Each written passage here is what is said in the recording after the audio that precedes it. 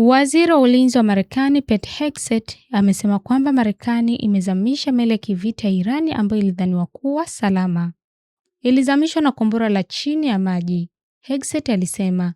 Hegseth hakutaja jina la meli ya Irani iliyoshambuliwa, lakini awali jeshi la wanamaji la Sri Lanka liliripoti kwamba meli ya Iris Dena ilizama katika bahari ya Hindi huku takriban watu 140 wakiwa hawajulikani walipo. Marekani inashinda, alisema Hegseth. Wakati huo huo, waziri Pete Hegseth amesema Marekani inashinda pakubwa na bila huruma vita hii.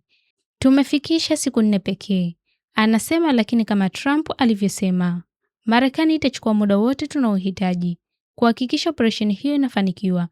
Mazishi ya kitaifa ya kiongozi mkuu wa Iran Ayatollah Ali Khamenei yameahirishwa kulingana na ripoti katika vyombo vya habari vya serikali ya Iran. Mazishi ya siku 3 yalitarajiwa kuanza baadaye leo, huku picha kwenye mitandao ya kijamii zikionyesha maandalizi yakiendelea. Hata hivyo, ripoti zinaonyesha kwamba waandaji wamesema kwamba sherehe hiyo itaahirishwa hadi miundombinu itakapowekwa sawa. Hakuna tarehe iliyowekwa kwa ajili ya mazishi.